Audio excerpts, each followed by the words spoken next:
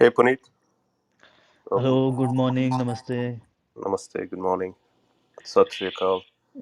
Yeah, Sat Sri Akal. So really looking forward to this. Yeah, Yeah. yeah. Started pinging in. Parth is in another room. He's also bringing people in. Okay.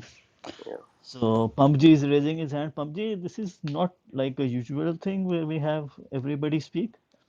Today we have like a special room where we have special guests. So they would be doing most of the talking.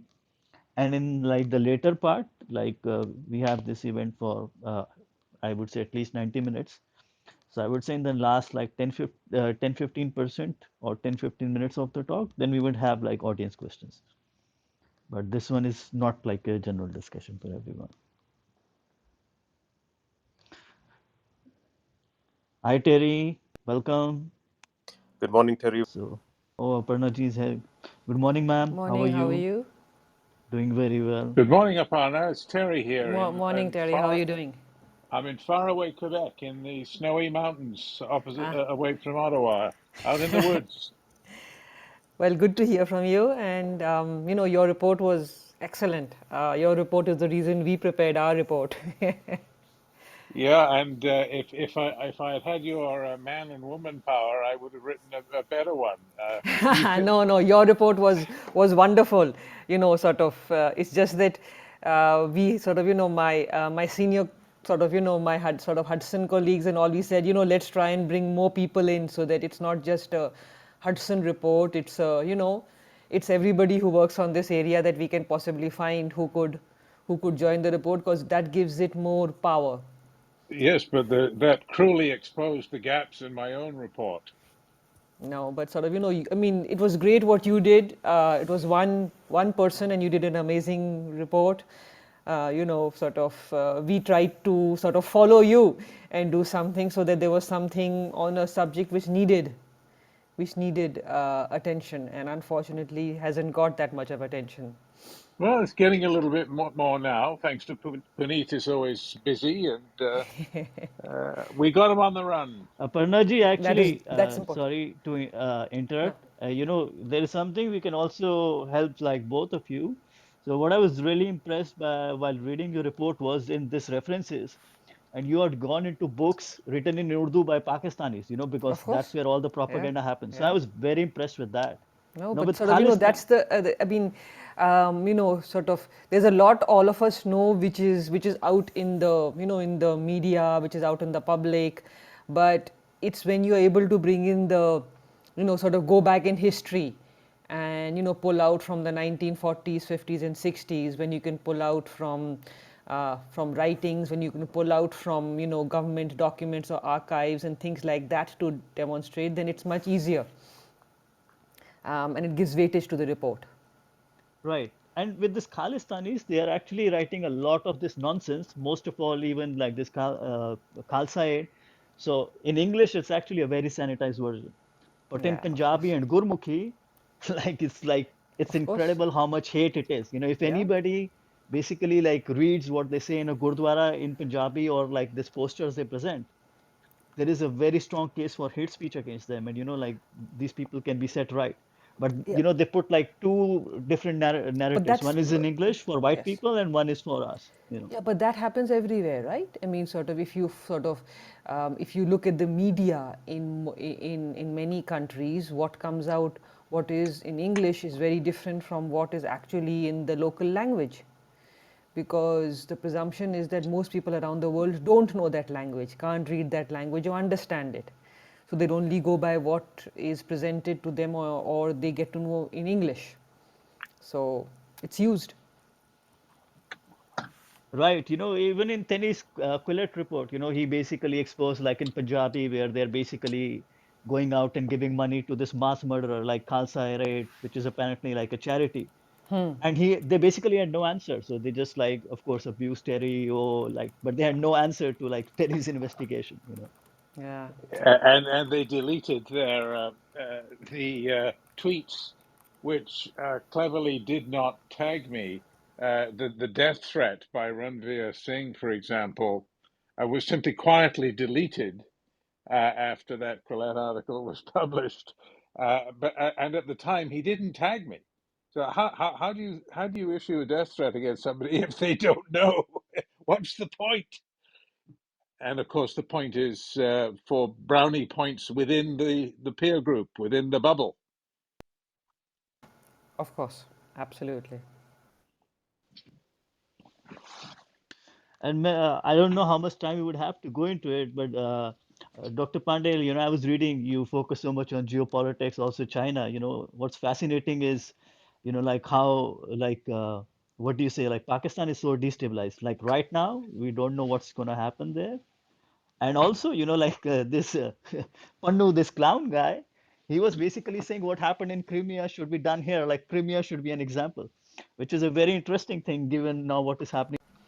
Yeah, no, absolutely. I'll touch on geopolitics a little bit only because I believe that, one of the reasons that there has been an uptick um, by groups which are sort of, supported by the Pakistani intelligence, why they are sort of, indulging in Khalistani or in supporting activities like this or in anti-Indian activities is primarily because they believe that they want to take, but sort of they want to target the India-US relationship, and so their attempt is to try to undermine the India-US relationship, and therefore sort of try and show India in a negative light, and create problems for India.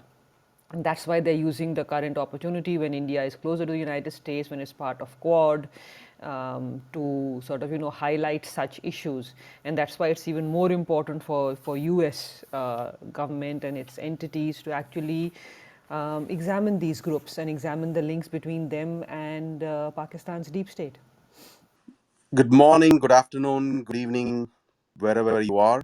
I welcome you all to this room and in the club Seva. The topic is going to be on Khalistan as a project of Pakistan. And to run this room, we have two very distinguished guests with us. One is Dr. Aparna Pande, who is the director of Hudson Institute's initiative on the future of India and South Asia. The institute is based in the Washington, D.C. region. It's a think tank. And Dr. Pandey there cannot be anyone better than Pandey to speak about this topic. She was awarded her PhD for her work on Pakistan's foreign policy. And her major areas of focus and interest are South Asia, with a particular focus and interest on India, Pakistan, Afghanistan foreign and security policy. She has authored several books, the most recent one being Making India Great, The Promise of a Elected and Global Power, which came out as recently as in 2020. And most relevant to the topic of this room, in the year 2021, she co-authored a very special report from the Hudson Institute. It was titled Pakistan's Destabilization Playbook, Khalistan Separatist Activism within the US. Her co-authors were Mr. HUSAIN HAQQANI, and Dr. Christine Fair, Mr. Sam Westrop, and a few others. So it's a great honor to have her here, and equally honored to have our other distinguished guest, Mr. Milewski. Mr.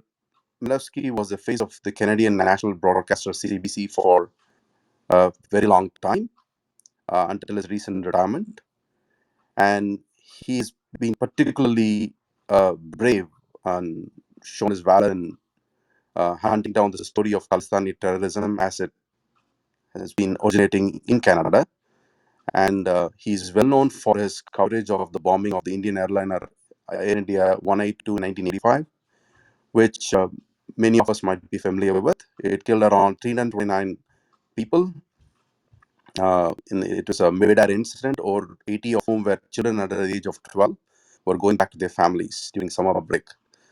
It's an incident that be etched in the memories of all those victims, as well as those peace-loving citizens all over the world, particularly from India and Canada.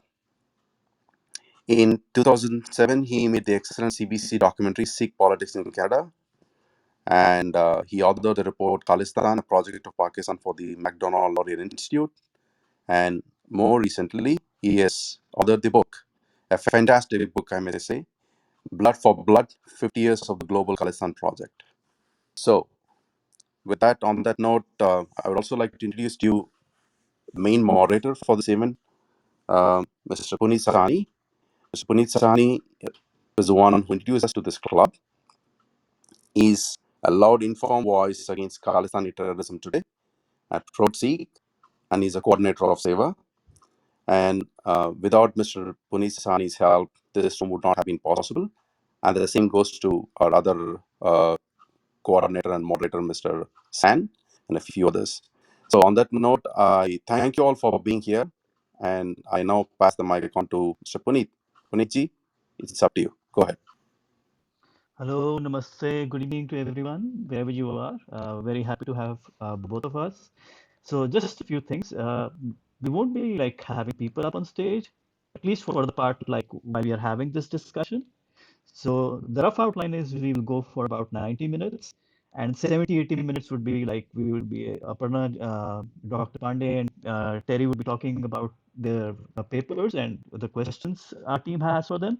And then we will have audience questions. So if you have questions, please back channel those questions to San or Parth, and we'll try to include as many as possible.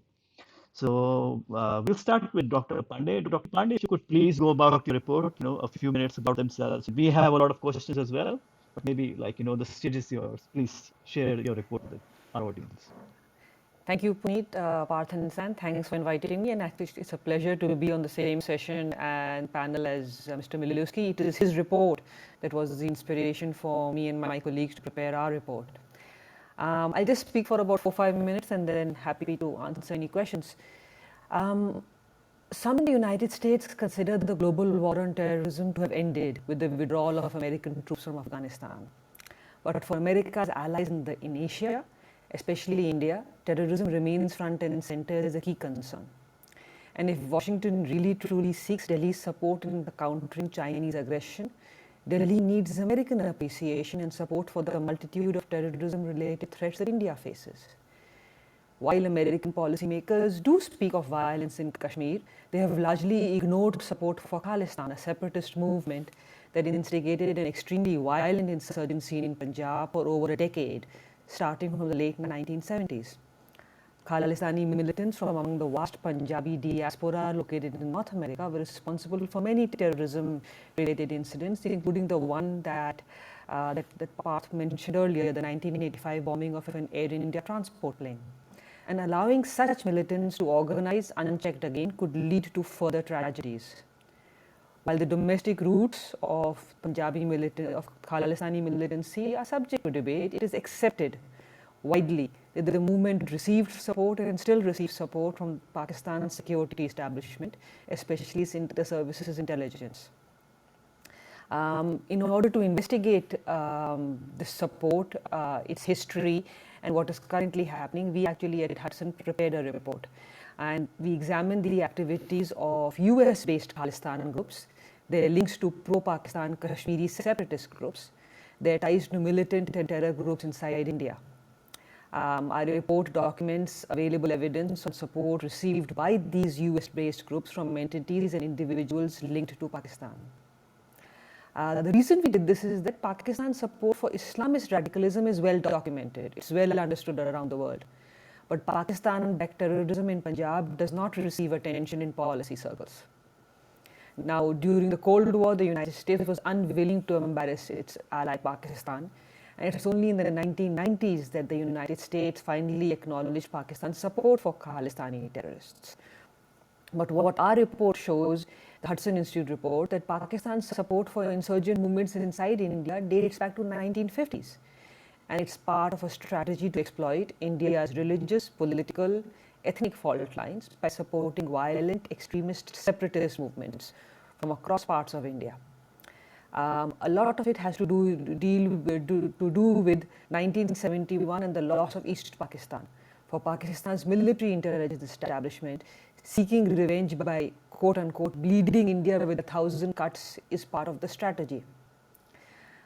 It's interesting that if you look at the maps of the original Khalistan movement, they include not just parts of present-day India, but large parts of present-day Pakistan that have areas religiously important to Sikhs. However, Khalistani groups seeking to curry favor from Pakistan limit their territorial demand to the Indian state of Punjab. This shows where where they lie and where they get their support from. While Pakistan has often shown reluctance to protect its own religious minorities, it has shown no compunction in using Sikh shrines on its side of the border to support the Khalistan cause. This varies from the Evacuee Trust Property Board, Pakistan Sikh Gurdwara Prabandhak Committee, all headed by retired Pakistani military or intelligence officers. In 2018, about 4 years ago, India agreed to open the Kartarpur corridor, basically a visa-free corridor to allow Sikh pilgrims to visit holy shrines. However, an official Pakistani video during the opening ceremony featured photos of 3 Khalistani separatists leaders killed in 1984 during Operation Lustra. The Khalistan insurgency has no real support inside India, but it still has support with some elements of the diaspora.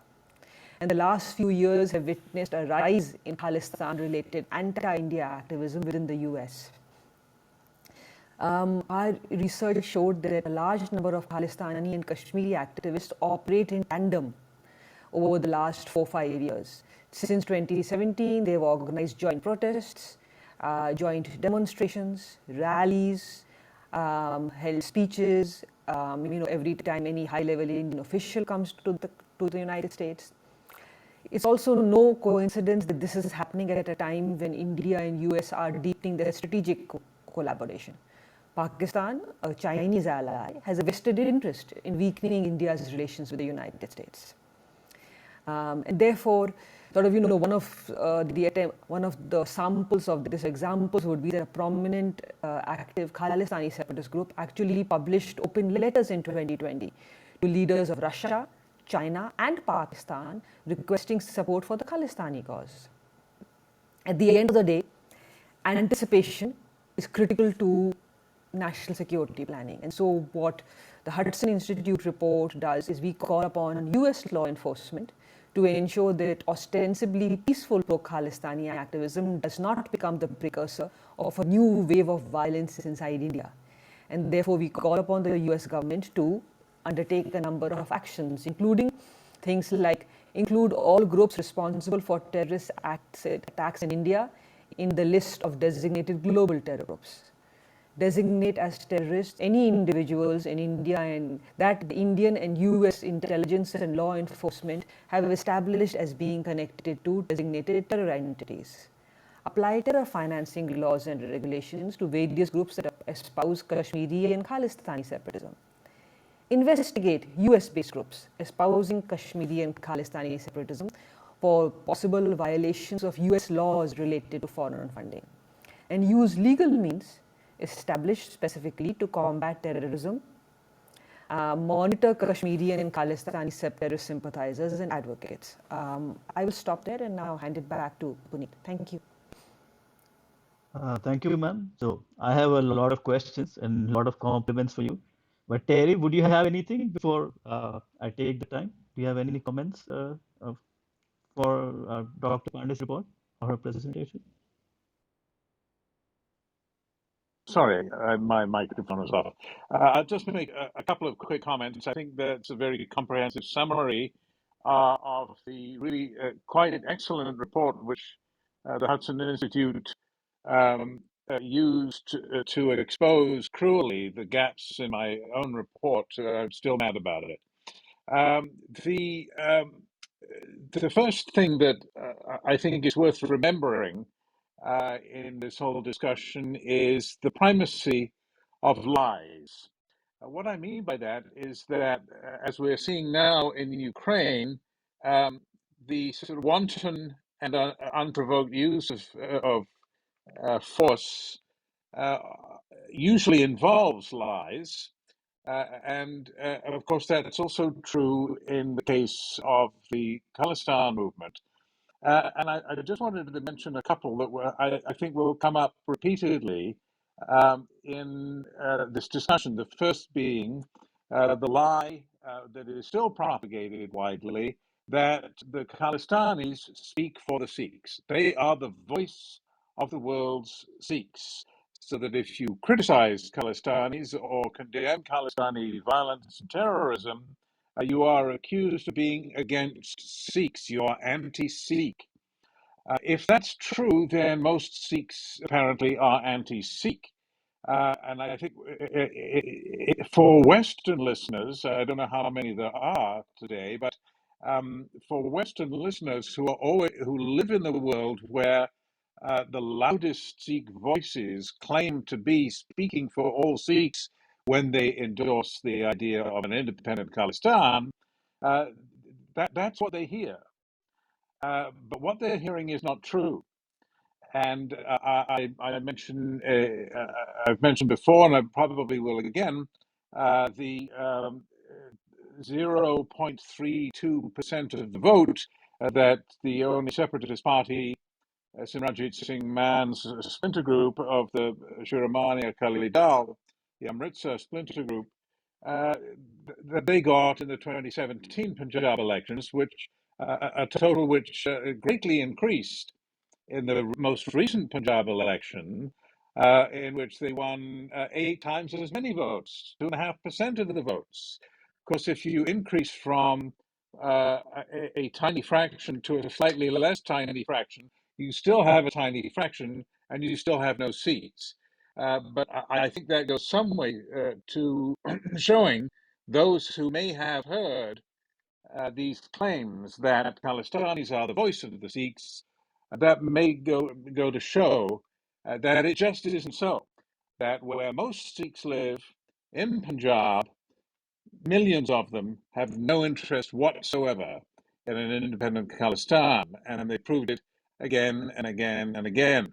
The second lie that I will mention, there are many, I'll just mention these two, is the notion, which again is still alive, that all atrocities in this conflict were committed by the other guys.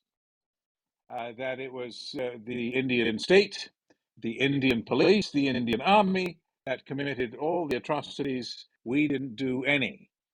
And all of the dead policemen, the 1,400 dead policemen in Punjab, all of their family members, hundreds of their family members who were killed by Khalistani gunmen, that somehow they were killed by the Indian state. That should be thrown out with the trash as well. The other comment I'll make by way of introduction here is on the central issue of Pakistan's involvement. As I say, Aparna has already gone over the basics here. Let me just mention again just two brief facts that could be borne in mind. The first is, and this I think is mentioned in the Hudson Institute's excellent report, is and I mention it because it's kind of amusing. That is the comment of Hamid Gul, of course, the former chief of the Pakistani Inter-Services Intelligence Agency, the ISI, who was infuriated by Benazir Bhutto's attempts at a rapprochement with India to the point that he denounced her. He denounced his own prime minister for allegedly revealing to the hated Indian authorities the names of Sikh separatists who were cooperating with the ISI in Pakistan. And why I suggest to you that that's darkly amusing is because, of course, Pakistan most of the time tries to deny that there are any Sikh terrorists cooperating with the Pakistani ISI. And here was Hamid Gul caught out in the open complaining that the Prime Minister of Pakistan had revealed the names of these terrorists who allegedly, up until then anyway, did not exist.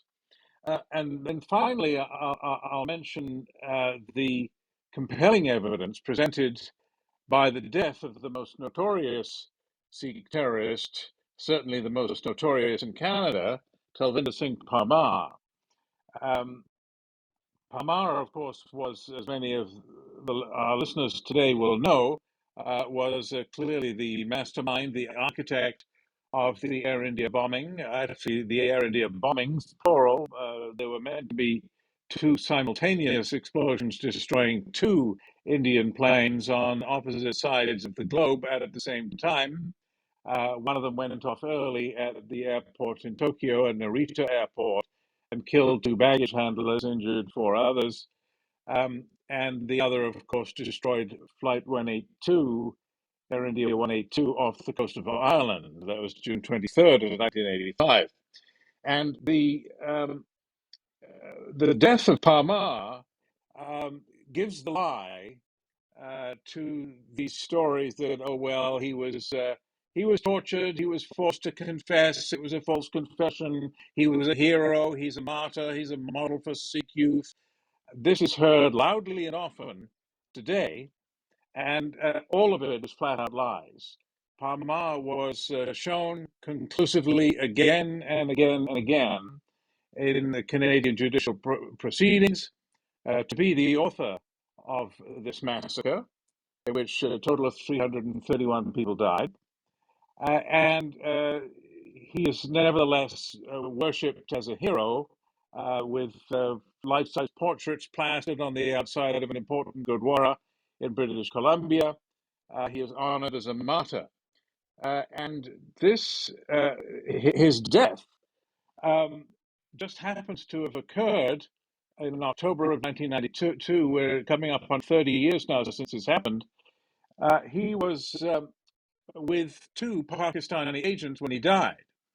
There were six men in two cars. An informer ratted them out to the Punjab police, and very briefly, they scrambled out of the car when they were challenged, firing wildly, ran into the lentil fields where they died. They were outgunned. The police were expecting them. They knew they were coming. And all six died, and the bodies were laid out by the side of the road. They asked the villagers who had heard the shooting and witnessed the shootout if they could identify them. They identified all of them. Two of them were Pakistani agents, and their identities were acknowledged by the government of Pakistan, although they said that they were completely innocent tourists. I quote. If so, these tourists had a rocket launcher in their car and bundles of American currency, $100 bills, as well as plentiful ammunition, grenades, AK 47s, and an antique machine gun with a drum magazine. So, obviously, typical tourists out to see the sights of the little dusty village of Kangarayan in Punjab. So I mention these facts, they're inescapable facts, simply to make the point that you can go on and on if you're a Pakistani supporter saying that it's all lies. In fact, the Pakistani High Commission in Ottawa did say it's all lies when I published a report about all of this, the one that led Aparna to write hers. And they said it was a pack of lies, but they omitted to mention what exactly was untrue about any of it. They just said it was a pack of lies. They didn't say what the lies were. So I mentioned all of these facts just to get a few things on the table to illustrate. You know, there may be many who tuned in to join in this clubhouse today who have heard that these lies are false and that they're untrue, but there are still far too many people who only know the lies of the Khalistanis who survive today, saying that we had nothing to do with any atrocities, we didn't do the Air India bombing, we're innocent, we're the innocent and oppressed party in all of this, and we have nothing to do with Pakistan. Heavens no, it's entirely independent of any Pakistan involvement. So I thought those are just a couple of points, and I'm sure it'll be much more interesting when we come to the questions. Thanks for your time. Thank you, Terry. So, Madam's report, I really liked it, and what I really liked, she basically went into, for example, Harun Rashid's book in Urdu, and basically how Pakistanis have acknowledged how they funded this Khalistani terrorism, and also some very interesting points. It's not just like this military people had this Pakistani Gurdwara Prabandha committee, but one time when there was not, so this military guy Khattak, he went to the court because he said like the precedent is like this military guys are the chief. So it should be like some cash or something for them. So that was also brought out in the report.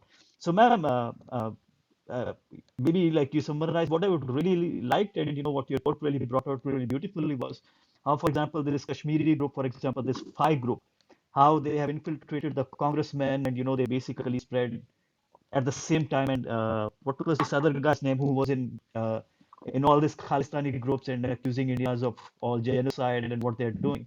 So how they are basically like working in unison, and there is a FI group and the other stand with Kashmir, and they've basically merged with all this Khalsa aid, and they are affecting like not just like I would say mostly Democrat, but there are also some Republican Democrats as well. I think Dina Rohrabacher, who are uh, basically working as repeating the propaganda of Pakistan. Thanks, Puneet. Sort of just one quick comment.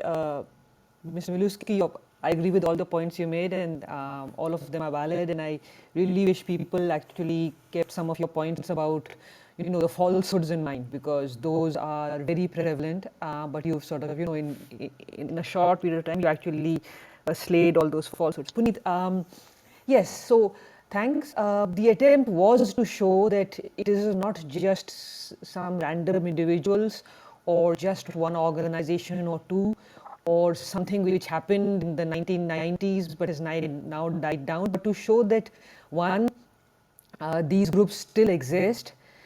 Some of them are older groups, some of them are recent ones, and that they have coordinated.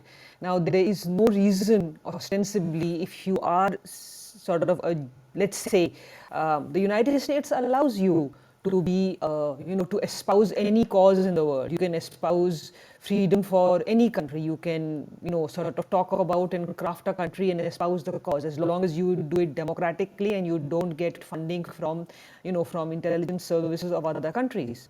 But in this case, what is shown is that the Khalistani and Kashmiri activists are working together, along with other, in some cases, even Islamist radical groups, because their aim is not actually quote unquote Khalistan. Their aim is to strike at India.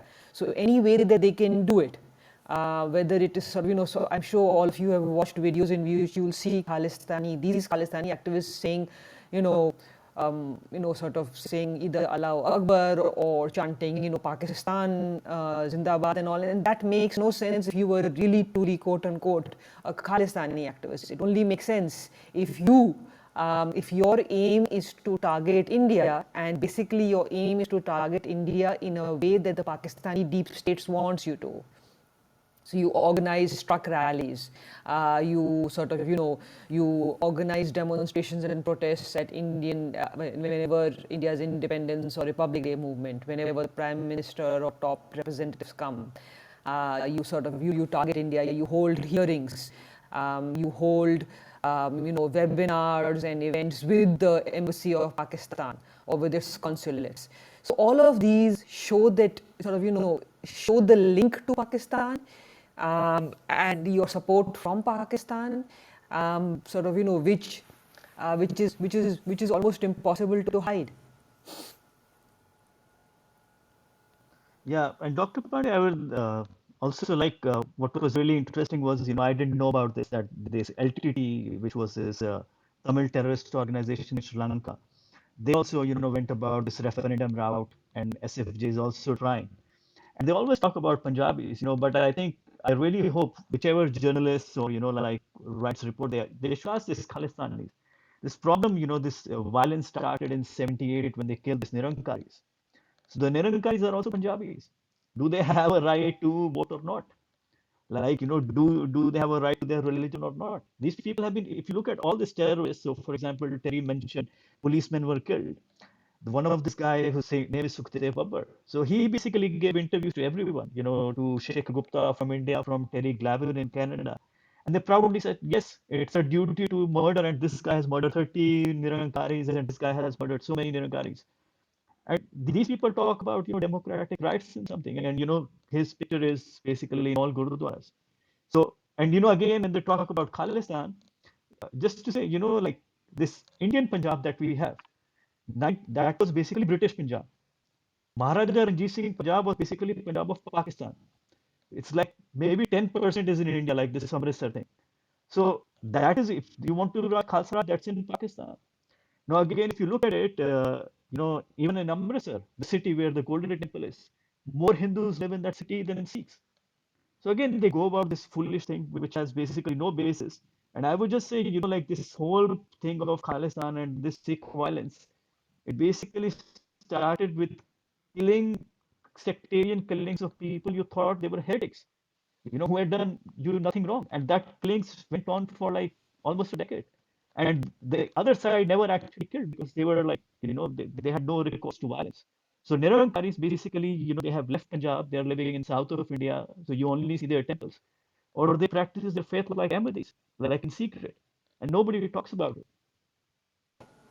Agreed, but it is, that is how, I mean, that is how extremist groups or radical groups in any, I would say, ethnicity or faith behave, right? First, you sort of, if you believe that, that your path is pure and everybody else has to, in quote unquote, pass through the eye of the needle, then the first people you need to get rid of are the people who disagree with you within your own ethnicity, within your own national sort of nationalism, or within your own religion. So it's happening. You can see that in it's happened in Christianity, it's happened in Islam, and sort of it has also hit Sikhism, and at some level there is an impact even within Hinduism.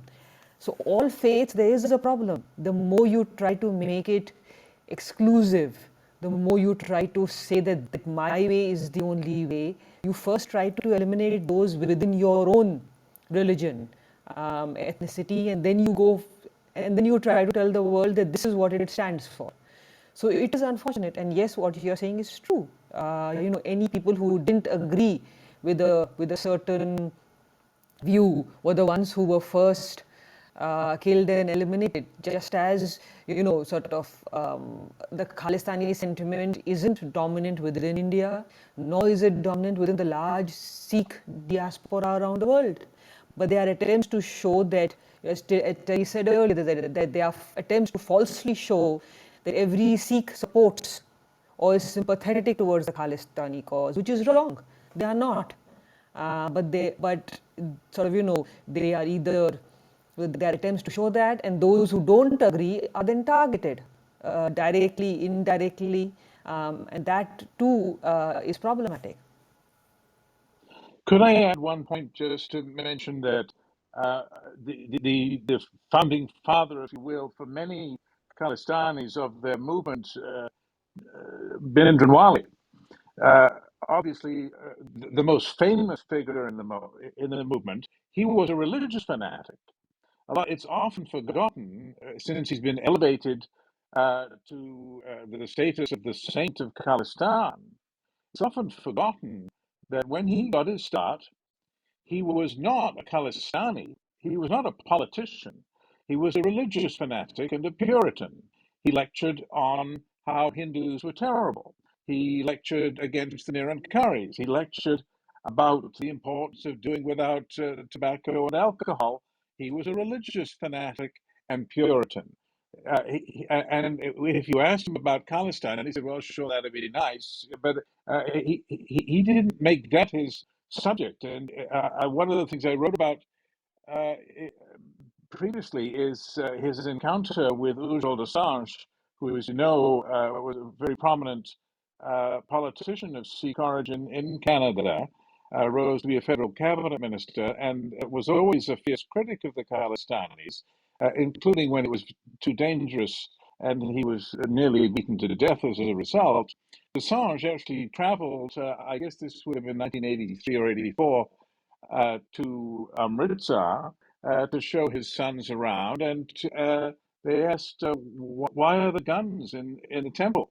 And he said, "Well, good question. Let's go and ask Bindranwale." And he challenged Bindranwale to a discussion in front of everybody. And he asked him about Khalistan, and Bindranwale didn't want to talk about that. He wanted to talk about the fact that Assange had cut his hair. That was what was really important to him, not Khalistan. So it's important to emphasize, and I think you're both right on this point. It's an important point that this movement, like so many others, has its roots in religious fanaticism. It wasn't about Khalistan in the original. The Khalistanis latched onto this and made bin Wali the saint of Khalistan, but he himself was simply a preaching the old time religion. Absolutely right, Terry. And Aparna ji, I'll actually bring your notice to this. Like this is a thing. Like for example, Bhindranwale was running this religious seminary that goes back to like 18th century.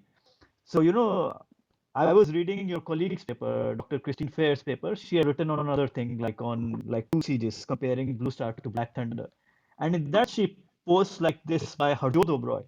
So if people don't know about Harjot Oberoi, he's maybe the greatest Sikh scholar alive. He wrote a book in 1994 about how this religion was twisted under British rule. It's called The Construction of Religious Boundaries in Sikhism.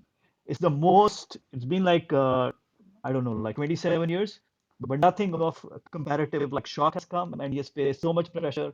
I think after that he never published a book because he had to face so much opprobrium. He just published a book this year, but you just read him and you just like amazed by the scholar, like greatest scholar. So I found Christine Fierce and Harjot O'Brien saying actually this claim is actually completely bogus.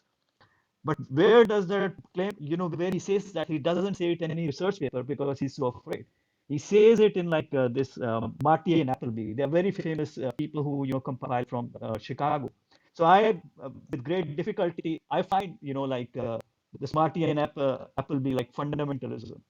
And in that, he talks about, of course, this. And he's talking about, oh, I was presenting this presentation at a university, but somebody stole that and made it public. So you see, this is how they harass people. A scholar, if he says he wants this information to spread, but this guy, Harjot Bhai, who's like the greatest Sikh scholar, he was basically going and saying things, like in small groups. And he was worried that these things were going out. Anyways, he makes out this claim that this is completely bogus. Like before 1970s, nobody had heard about this what do you say, Bhindranwale or his Taksal or something. So they just make fantastical claims, and they bully everyone. So if you want to believe like Bhindranwale's claim after he died, the same his same like seminary, which is called Damdami Exal. Till 2003, every year on Blue Star anniversary, they came out and made a statement that Bhindranwale is alive, and they said he's anonymous, and great men come at the right time to take command of their nation. So they are completely liars. So this is also no basis to it that this was some special seminary.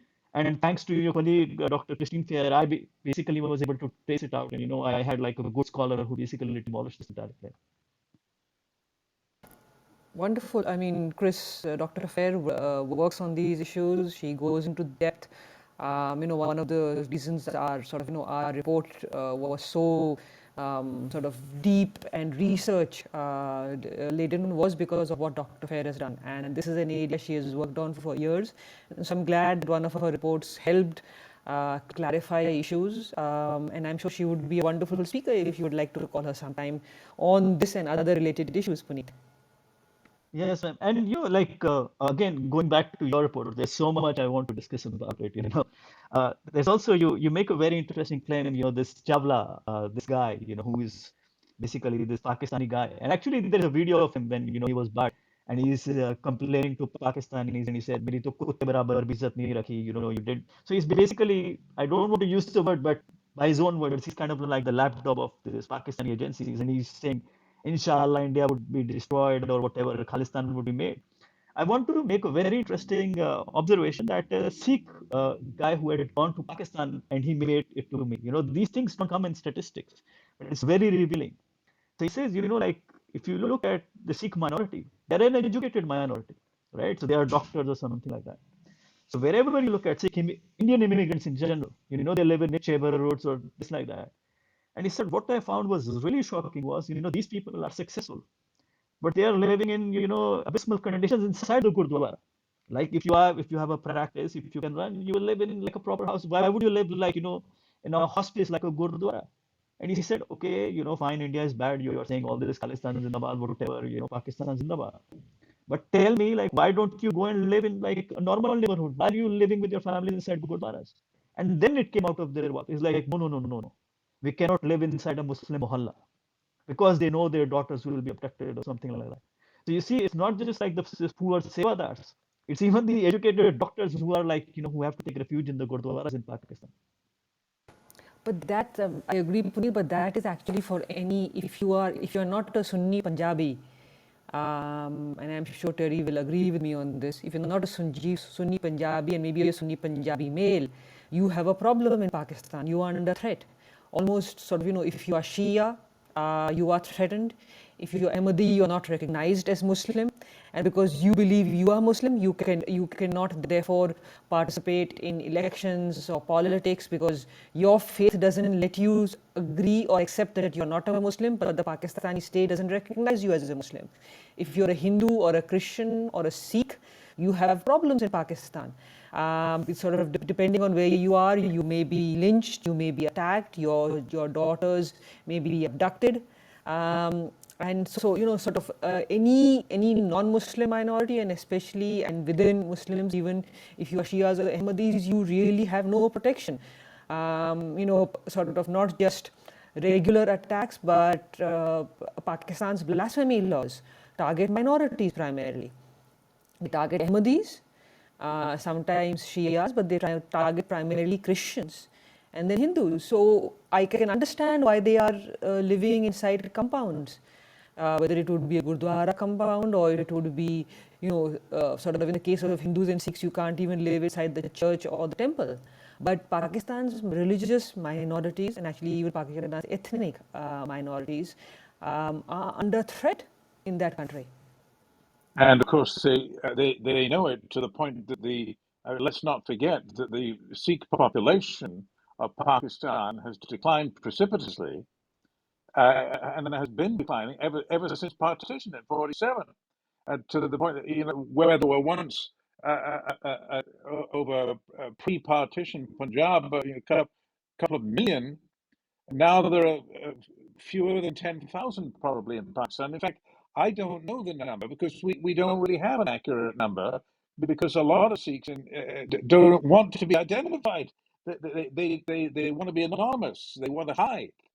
And the numbers maybe down to just a few thousand now in Pakistan. And of course, there is a reason for that. And don't forget poor old Ranjit Singh, the leader of the great Sikh empire, which many Khalistanis seek to re-establish. It only lasted 40 years, but the empire of Maharaja Ranjit Singh is held up as the example of how we used to be sovereign. Well, his statue in Lahore has been vandalized. What is it, 3 times already? It's only been up 2 or 3 years, and it's been knocked down and smashed by my count of about 3 times already. So there's not much respect, is there, in Pakistan, which is supposed to be the savior of the Khalistan movement, to the point that the Khalistanis, as has already been pointed out, make no claims on Pakistani Punjab, only on Indian Punjab. Yeah, I will add, ma'am. So your report was great, and in the end, it concludes with some recommendations. If one recommendation, if I may suggest, like, and that could be done, like, so for example, Terry, he made this excellent documentary, like Sikh politics in Canada. So these people have basically captured gurdwaras by thuggery, and that's basically their cash cow. They get like $1 million or like multinational funding or something, and that's where all this radicalization happens. So it's not just in Punjabi, where they spew hate speech.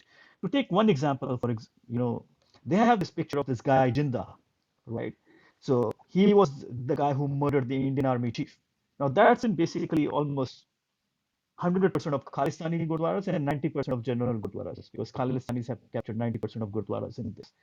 So this guy, he has basically not just murdered the Indian Army chief, and there are so many killings and dacoities.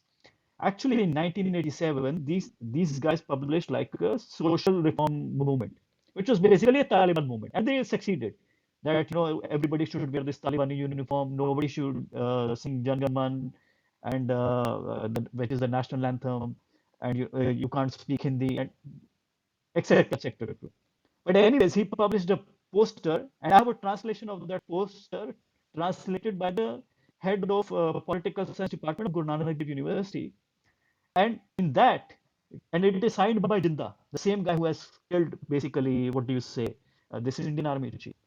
And they are, and he used to say, for example, anybody who will go to Mata Jagrata, or anybody who will go to Agera, and anybody who, we will burn him alive if you do this. So it's basically, if you read that, it's not public. I found it with great difficulty. I shared it with Terry in private. You you get blown away. It's like Taliban times multiplied by 1,000, and these people are being celebrated, in all gurdwaras. So if we can put, like the American government takes notice, like in gurdwaras they are celebrating guys like these, because that that's whom they respect. If they charge one gurdwara for hate speech, 100 others would fall in line. So that's, I think, that's where radicalization is starting. The community is breaking. That is the root of the entire problem. Is this Khalistani Gurdwaras and the unchecked hate that goes on there. I agree, Puneet, and our report does talk about how gurdwaras were taken over in some cases, including in San Francisco and other places, how gurdwaras are used. But as I'm sure you understand, the U.S. Law has a very high bar for hate speech. And at the end of the day, all we can say is, in our report, that the US law enforcement should examine what is being said by people and should, based on US law, take action. We cannot do anything more than that. We can point them in that direction. We can share incidents which we believe violate US law, but at the end of the day, the US law enforcement will need to do it, and based on US laws about hate speech and violating hate speech. I agree, man. And I respect and I really value that this country has like strong laws protecting free speech. Otherwise, if you are a bit lax like you have in Canada, you have to run from pillar to post and just suffer a lawsuit after a lawsuit like Terry is going through. So I'm really grateful to be in America. But I'm just saying, like, for example, this guy Jinda who has killed Vedya, he is like basically Osama bin Laden and Zawahiri and Soleimani all together, and his crimes are documented and accepted, and he's being doing. And I think the sorry, the U.S. government doesn't know what's happening. So, what I would say is that the US law enforcement has a lot on its hands, and so US law enforcement does not necessarily go after events, but they do sometimes. I mean, the case which we cited about the San Francisco Gurdwara, it took the FBI a few years, almost a decade, but they did end up finding out and following up on what was happening there. So sometimes, for all we know, they are investigating, but their process takes a very long period of time. And maybe the more that they are sent information about these things, because the FBI does accept information from American citizens about what is happening, the more they may have material to look out for. So maybe your friends or others who have information should share it with the FBI and let them know what is happening, so that it adds to their database on this activity. Yep. Thank you, ma'am. And now we move to our second speaker, Terry. Stage is yours if you'd like to share about your book and also your paper for the McDonald-Lowry Institute. I think, and also your documentary, which preceded that. And I think uh, I make an explicit mention of the documentary because that got the biggest lawsuit, like $151 million, if I'm not wrong. I think it was only 136 million, but maybe you're accounting for inflation. At the time in 2007, I must say that it did make me feel very important to be sued for that much money, and of course the lawsuit came to nothing, and there's never any there. This is one of the characteristics that we encounter in the political sphere when discussing Sikh politics and political involvement in Western democracies generally. And that is the idea that they don't seem to live in the world of evidence. they say, well, what you said was terrible and bad and wrong. Okay, well, you say what was wrong? What identify what factual errors do you find in the documentary or the report or whatever it is they want to sue about? And they always have terrible trouble with this. They don't live in that world. Truth is and evidence, that's another world, and they're not. That's not what they're about. And this is what we encounter all the time.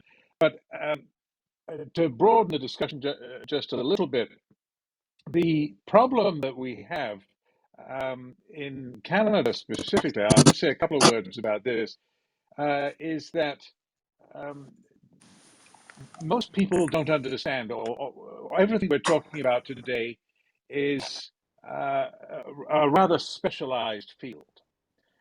This is not something that is on the breakfast table conversation of Canadian or British or Australian or German families. This is a very obscure backwater of contemporary politics, and most people are completely unaware that there is any movement that might um, espouse revolution or violence overseas that is at work in domestic politics in the democracies. They're wrong about that. There are people who are getting involved in Canadian politics who we should not trust and should not have the influence that they do. But it's ignorance that is causing people to just look the other way. So, for example, for more than a decade, a few of us have been calling attention to the alarming fact of these posters of martyrs in major gurdwaras all over Canada, and most significantly, the great big poster of Parmar, the Air India bomber, on the outside of the Dashmesh Daba temple in Surrey, British Columbia, which is a very important temple, where as many as 100,000 people can be seen at the Vaisakhi parade each year, including very often uh, uh, politicians seeking to see and to be seen and to shake hands and to be wearing Indian costume in the hope of winning the votes of the Sikh community. And there they learn, or they're told anyway, falsely, that the people who really represent the Sikh community are the Khalistanis. Now, I've talked about this before. It isn't true. They don't represent the Sikh community, but they say they do, and people are easily fooled because they don't know any better because of the ignorance that I described. So that's the first thing. Indians often point fingers at Canada and say, "Why aren't you cracking down? Why don't you wake up to this? Why don't you do something about it?" And the answer is, we don't know anything about it. Canadians, Germans, British, they don't know anything about it, except for a very small minority, and it's old news anyway. There's no current revolution going on. There's no fighting in the streets. There's no bombs going off in political offices and political rallies in Canada. So they ignore it. They say, this is all old news. It's not happening anymore. Well, um, unfortunately, these people are still there, and to me and to people who think like me, it is an abomination and an obscenity to see the man who is, in fact, Canada's worst ever mass murderer by far, Dalvina Parmar, honored as a martyr and as a model for Sikh youth with life-size posters on a major Gurdwara in a big city in Canada. So that's the first thing on the. I don't see a change very much in this trend. Politicians just shy away from this issue. They don't see any way to win it, and most significantly, it's not a bone of contention between political parties in Canada because they all do it. I can't point the finger at you because you'll just point it back at me. My guys are doing the same thing. So it's not a political winner to complain about it. Because, well, if the conservatives blame the liberals can turn around and do the same thing to the conservatives. And even the leftist party in Canada, the New Democratic Party is led, as you probably know, by Jagmeet Singh, who basically made his career by identifying with hardline Sikh activists, Khalistani activists, who were out to win political influence. So that's one thing on the politics at play domestically. So the other thing I'll say is a note, and I think that it's been alluded to already, but I just wanted to underline this one other point. We have now a different, changing geopolitical situation which affects the Khalistan movement, and that is the close embrace between Pakistan and China.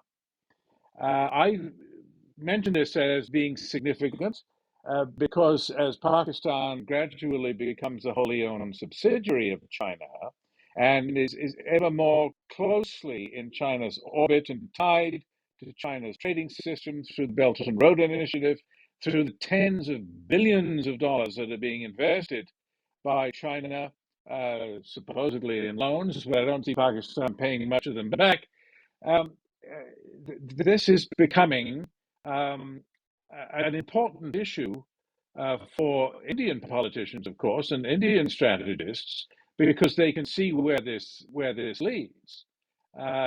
China has already been toying with the idea, and publicly, in the official media in China, like the Global Times, for example, the English language newspaper of the Chinese Communist Party. In other words, not semi-official, but official Chinese press. We've seen articles saying, for example, that, well, I think Indian politicians certainly should remember that if they are going to support the independence of Taiwan, which of course China considers part of its own territory, well, then China might just start supporting independence movements in India. So my point being that we don't need to wait for perhaps seeing in the future the first shot fired on that front. It's already happening. It's already happening that China and Pakistan are becoming one enemy on the northern border rather than two, rather than a war fought on two fronts. It's one war on one front, uh, and it doesn't matter to Pakistan or China whether Khalistan ever comes to pass. That's not their interest. Their interest is only, as Pakistan's interest has always been, in undermining India, in causing India to bleed, bleed by 1,000 cuts. This was the original plan when Pakistan took up the Khalistan cause. It wasn't because they wanted to make a paradise for the Sikhs. Pakistan, as we've already discussed, certainly isn't a paradise for Sikhs, but it's for their own geopolitical interests. And I think that with the advent of the Chinese Pakistan axis and alliance, that's not going anything. It's not going to become less troublesome in the years ahead. Those are the only points I wanted to make at this stage. I think it would be good if we got to questions. Thank you, Terry. Great to listen to you as always. We certainly have a lot of questions, but I'll give an opportunity to Aparna ji or Tarek ji. Tarek ji, welcome. If they have like quick questions for you, if they have questions of their own. And I'd also like to make an announcement that for our audience, we really value your questions as well. So please back channel your questions to Partha and Sam. And after we get done with this, we'll try to have at least 10-15 minutes of question and answer session, and we'll try to include as many as possible. Thank you. Aparna ji or Tarek ji, would you have a comments or a question for Terry? Well, just to listen to his wisdom is good enough, but there are very few voices that are raising the alarm nowadays. I do know that there's a group of Sikh Canadians who have formed uh, an alternative narrative, and I hope they get somewhere. But what is alarming is the complete infiltration of every political party, where the de facto position that a Canadian politician has to take is to somehow embrace the Khalistani activists. And the Pakistanis are quite active. There's a very small population of Pakistanis in British Columbia, but they do have a consulate there. And it caters, I am told, that caters exclusively to the coordination of the Khalistani movement in Canada. But if I think there's going to be a slight change in the international equation, especially after what has happened in Ukraine. This is the first time that China and Russia or India and Pakistan have voted the same way. So there is a bit of a change coming where even in Pakistan, people are realizing that Sri Lanka has literally become bankrupt as a result of Chinese intervention, that these billions of dollars that they are taking from China will have to be paid back, whether in Peru by giving away their mountains of tin, or in Eastern Africa, or Sri Lanka and Maldives. Nothing comes free if it is taken from the Chinese, and there would be payback time. But Pakistan's interest primarily is a hatred of Hindus and a hatred of India, which is to many people would be surprising how deeply inbred and ingrained it is. And this whole doctrine of what we call Ghazwa Hind, which means the prophetic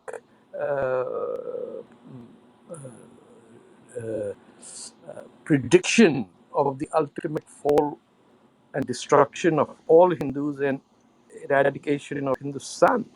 And for them, they see the Khalistani movement as part of, there's no love lost. Uh, and I'm sure many of the Khalistanis know that as well. Among the Sikhs, about what happens when that tiny community is subject to Muslim rule. Many of the saints were killed by the same people that Indian Muslims and Pakistanis consider their heroes. I'm talking specifically of the Mughal ruler Aurangzeb, who virtually wiped out every aspect of dissent, the mass murderer. But for Indian Muslims and Pakistanis, it's a hero. And I'm sure within the Khalistani movement, there would be recognition that there's no love lost, or they are being manipulated by whether it's the Chinese to a lesser degree, but primarily for the Pakistanis. I distinctly recall, as a young reporter in 1972, Mr. Bhutto laughingly say that we will have our own Bangladesh, except that it will be, this time it will be on our borders. And he, in a winking fashion, laughed at the concept of Khalistan. And this was 1972 or 73. And as you know, among the media, some of us asked, what exactly do you mean? And he chuckled that you will see soon what I mean. He didn't last long enough to see his dream come true, but the initial germs of Khalistan movement were laid out after the 1971 war in which Bangladesh became independent. And so the Pakistani side created this dissent movement of pitting Sikhs against Hindus, and many mistakes were made on all sides. To now that we have a situation where you can go anywhere in Indian Punjab, and you will not hear anyone talk about Khalistan, but you come to any neighborhood of the Sikhs in Canada, and there are still people, or when they take out the religious processions, those terrorists inside the Golden Temple are still revered. And no effort has been made by whether it's the conservatives or the liberals or even the NDP government in British Columbia or elsewhere to stand up to this, because this whole notion of multiculturalism, which, by the way, was a product of Ukrainians and Russians settling in Saskatchewan and demanding that they be considered as multicultural partners. Not the issue of multiracialism was not there. It was multiculturalism, which meant accommodating those who fled the Second World War from Eastern Europe. However, that I'm just digressing. But this is essentially the Pakistan embassy and its intelligence agency, the ISI, dedicated to disrupting any normalization or of the Indo-Canadian community as a voice of democracy or reason in this country. Unfortunately, most, how should I put it, most non-Sikh Indians and who are not Muslim are, how should I put it, not in the way least interested in political activity. They're more in the issue of business success or uh, economic success, and that has led them to be outside the frame of politics. The election of the mayor of Brampton, who was leader of the Conservatives in Ontario, and then ended up over there after he had made some, I think, a dozen trips to India, is now wants to be the chair of the leader of the Conservative Party in Canada. Uh, I don't think he has much of an understanding of what the issues are of the subcontinent, but he is, I think he made a dozen trips to India with his friends, and I've been told it was quite party time here. By here, I mean, at his Indian host places. And he now has a chance to be leader. I hope not. I hope he doesn't become one. But he could be, and out of the three parties, two will be led by people who support Khalistan. So we have to be careful. But the people who most are capable of standing up and exposing this lie are the ones who are simply silent. You can. I know of one incident a year ago. I don't know when a handful of Khalistanis chased about 300 Indians on a highway in north of Toronto. They were just bullied away. Uh, and I don't know why there is this inability to act politically or be part of the political process uh, that has escaped the attention of all the political parties. For example, Brampton is, as a major Indian part of the population there is Hindu, but it always seems that it is Sikh political activists who get ahead.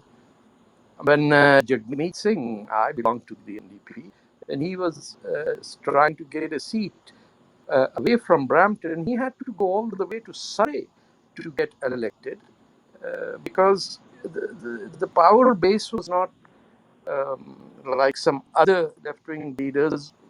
There was Jack Layton or Broadbent who could run or win or put up a great fight anywhere in the country. Whether it was Alexa McDonough in Nova Scotia or so many people. In this regard, the only places where he could get elected were places where a fair number of the community was of the Sikh family, uh, which in a way could be described as positive, that they are active. But then, when a leader of a party is dependent primarily on the boat of one community, it is disturbing for the rest of us. But then, most Canadians don't care what happens in Yemen. They care what happens in Ukraine.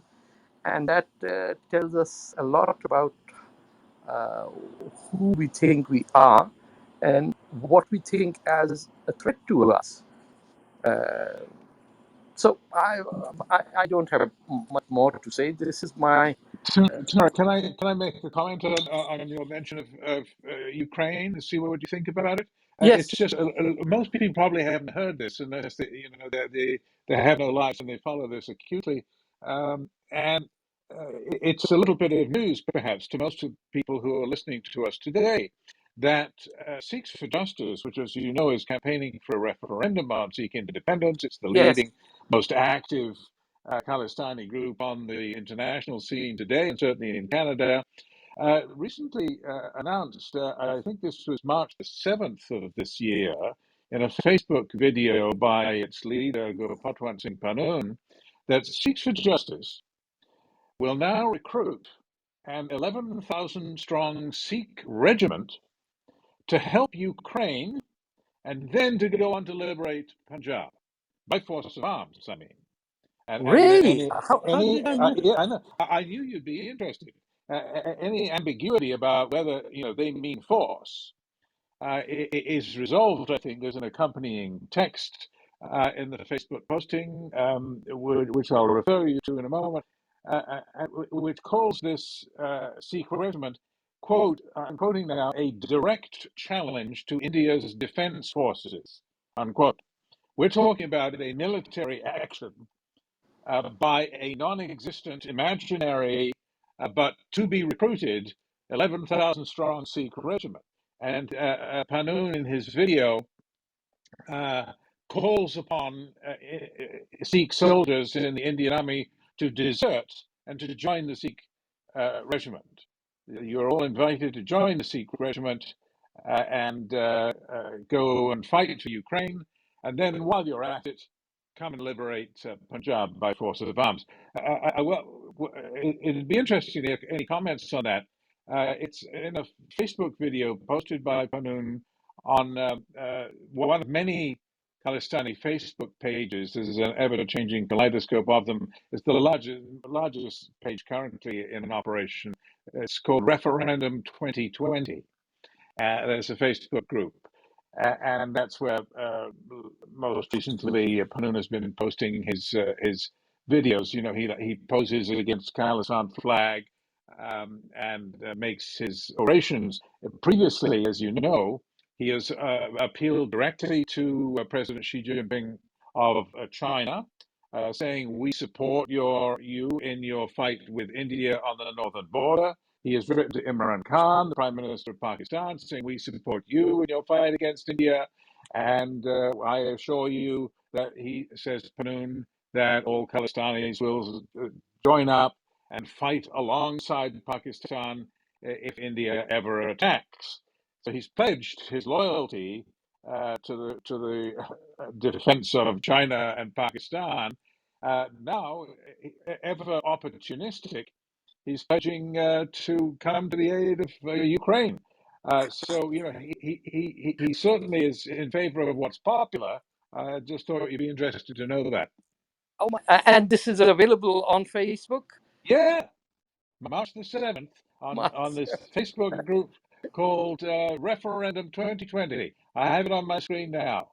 Okay, Message of Sikhs for Justice to Sikh soldiers. Leave Indian Army, join Sikh regiment.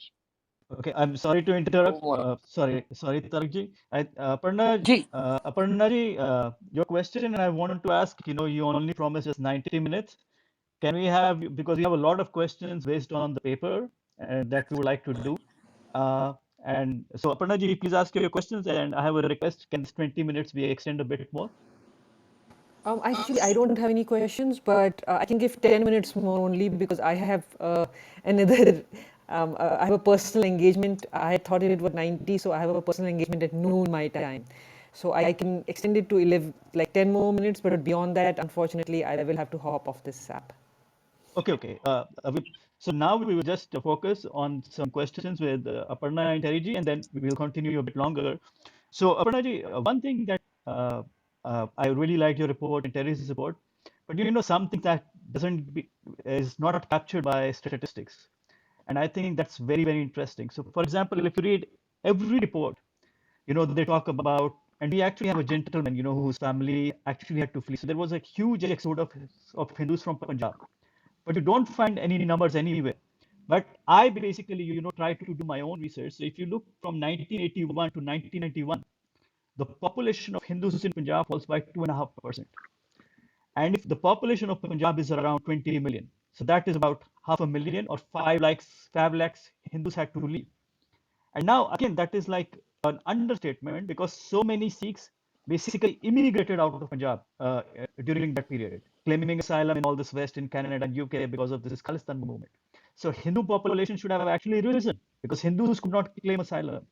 So that is something not there, and that I would like to point out. The second I would like to say, it's again like a failure of our judicial system. So I just posted on this our Twitter handle Seva. At that time, Shekhar Gupta is from the left, and he's a very respected journalist, and he covered Punjab.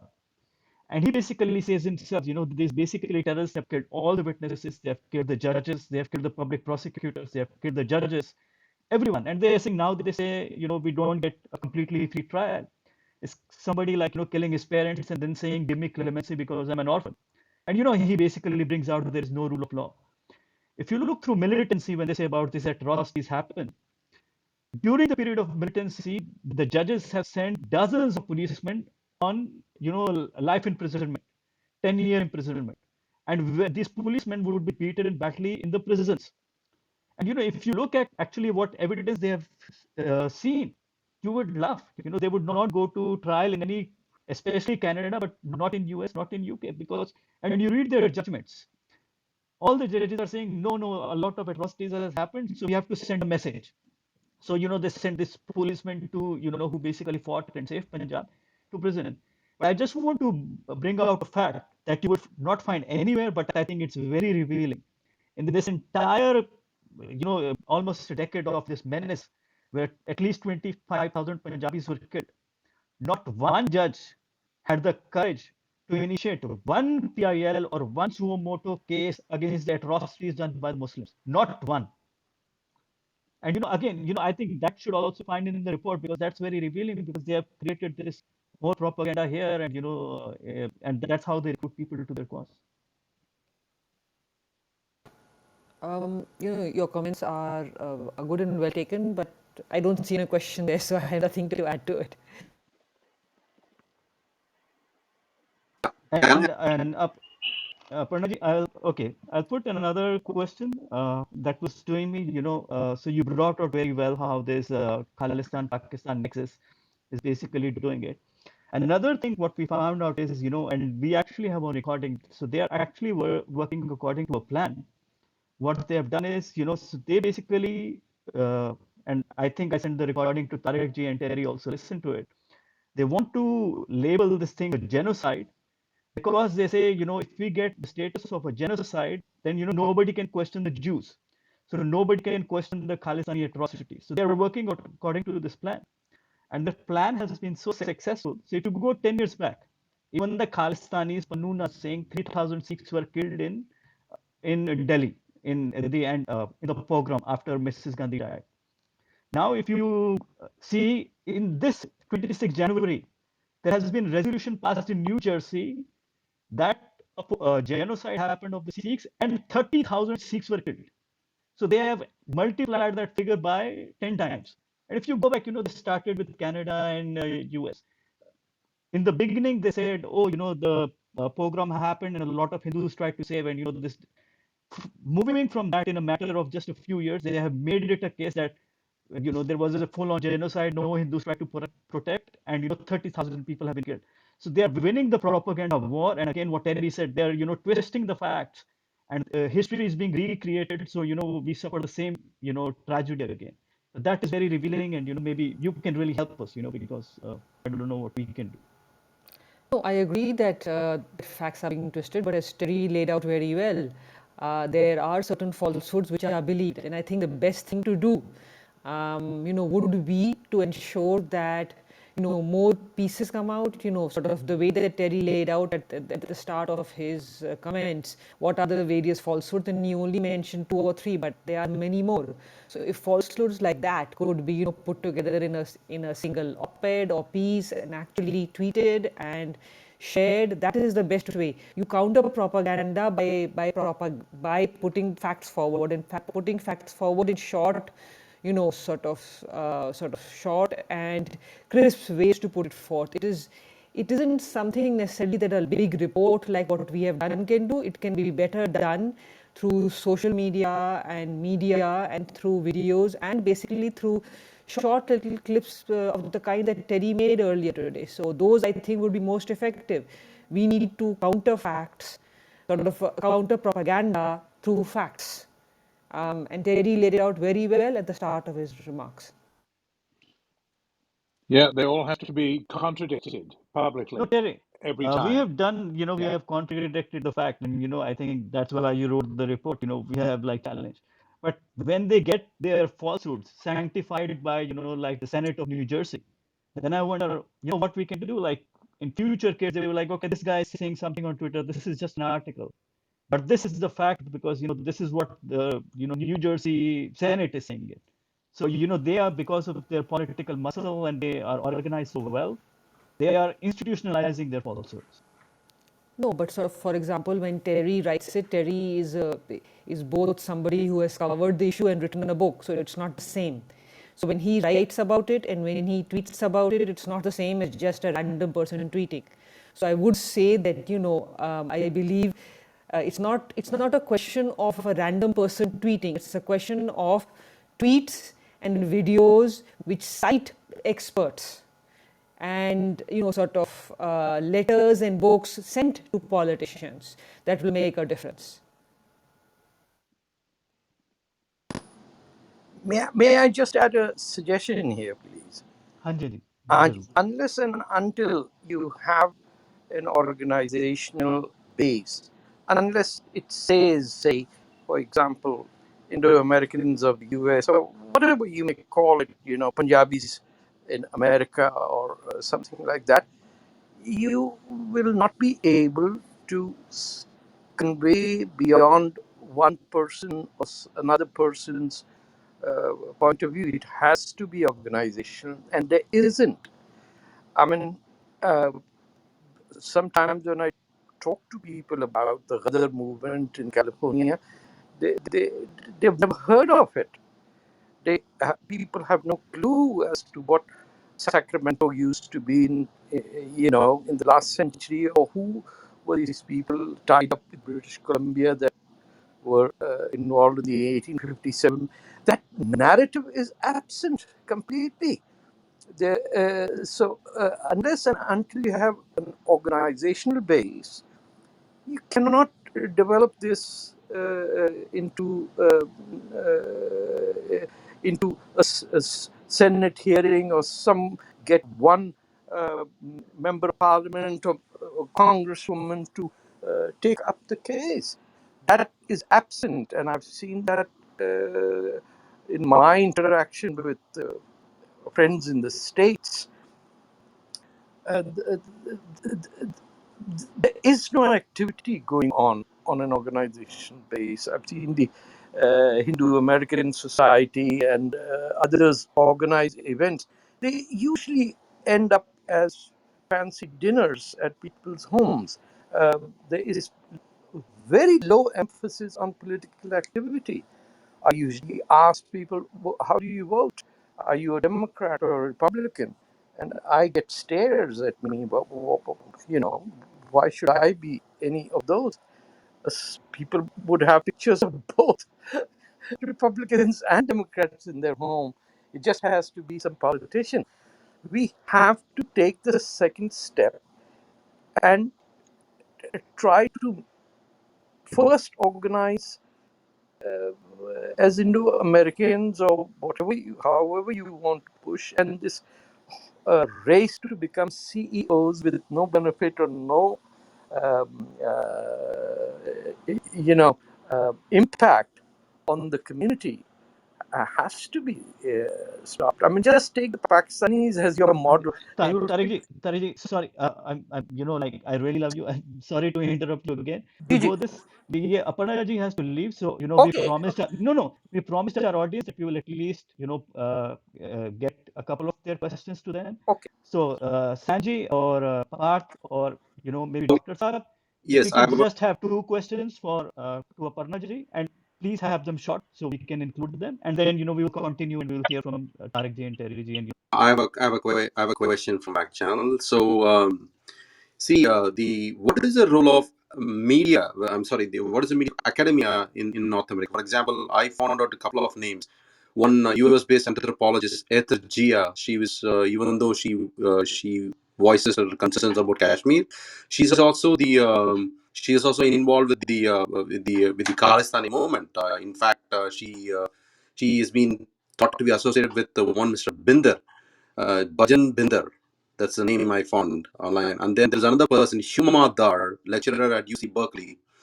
And she's also involved with tangentially related to the Khalistan movement. And then there's another person, not academia, Ghazala Habib Khan, a prominent lawyer apparently. He's also involved with the Kashmir Khalistan Different Front. So what is this overlapping thing, right? So is there any updated information on how the academia in North America is involved in this nefarious stuff? Apanaji, your thoughts on that? So I'll try and answer both the doctor's question and yours part. Doctors, our report's focus was one and one only, and that was to show the links between the Pakistani deep state, its support for the Khalistan insurgency both in India and and what's happened over the last few years in the United States. If you want to look at other areas of the Khalistani issue, whether it is domestic in India or in Pakistan or elsewhere, then there are a number of books actually, a number of research, including by Dr. Chris Fair, who was one of our co-authors. You'd have to look at that. Our report had a very, very narrow focus because our report was solely looking at sort of what we can give as recommendations for US law enforcement, nothing else. And US law enforcement cannot do anything in India. It is focused solely on the United States. Parth's response to your question, no, I'm sure there are some people who do research on this, but this is not an area that I have researched on. Our report does look at individuals and groups which are involved in the Khalistani and Kashmiri. And the last name you mentioned is mentioned in our report because that person is tied to Khalistan Kashmir, I think, front which is based out of Houston. But broader in academia, no, that is not something we have done. There may be somebody else who works on that, but not something which we look at. Thank you. On a broader question, Dr. Apanaji, is that so since in countries, at least in the US, right, my understanding is that financial things are so strictly regulated and controlled. I find it really intriguing and mind-boggling that these people have managed to manipulate the system, and they have their tentacles reach deep into the system. And as you said earlier, we can only inform law enforcement agencies, but since freedom of speech is protected, we cannot do much. But given the links with obvious terror links with Pakistan, I do not know how much and how far they would let this go on before things start becoming really bad. Any final comments on that before you leave? Sure. So our report actually does show that when you go into financial data, we have found links between 55 such groups which are based in the United States, Khalistani and Kashmiri. Our report does look at that because one of our authors, Mr. Westrop, actually went into the financial data, which is open source and available, and digged deep into it. But you have to understand these groups know that the US law enforcement and US IRS and all are following them. So they find ways, just as terror groups all around the world find ways to avoid the legal channels, these groups have also found ways. And I would say that the best example for this would be the example of Ghulam Nabi Fai and the Kashmir American Foundation, which we have cited, how it took almost a decade of FBI investigation in order for the FBI to find out what they were doing at that organization. So I think something similar like this would be required to go into all these groups. There's a limit to which researchers can use open source data, which is why what we did was find what we could open source and then ask law enforcement to follow up using their sort of their techniques they have and details to sort of hidden data that they would have but which we as researchers don't have. Okay, thank you. Thank you. Thank you, Dr. Pandey. Thank you for time. I'll also just bring one very interesting trivia to you. Your report also mentions, like this old traditional Khalistanis are not getting much of a funding, but this new woke kind of a thing are bringing in a lot of money. And in this organization, the first one you mentioned was United Sikhs. So a lot of these organizations are actually, just fronts for complete frauds. So one very fascinating thing happened during this farmer protest was United Sikhs was collecting, we are getting money, we will fight these cases of these people who have been imprisoned by this Indian government. But another Khalistan group was, this Buzz News from Canada was doing it. So once they found out, why are they taking money, they had no problem with them. They collaborated with them, but they are stealing the credit when they've not done the job. So they basically, Buzz News wrote a report exposing United Sikhs that they have not paid any lawyer. We have got all this, what do you say, bail. We have paid everybody's bail. And then this United States basically ran away their campaign, put off their fundraiser and stuff like that. So a lot of these fronts, they are actually fronts for complete frauds, and one of them was exposed by a fellow Khalistani themselves. That's wonderful. I hope more people do Yeah, that. I'll send you this report by them, and it's fascinating, like because they bring out. So I think that should go into it. Nobody cares, because you're like, who cares? But actually, that's also something we can pull these people on. They get just put this visuals and they play this victim mode because this is their bread and butter to get money. Yeah.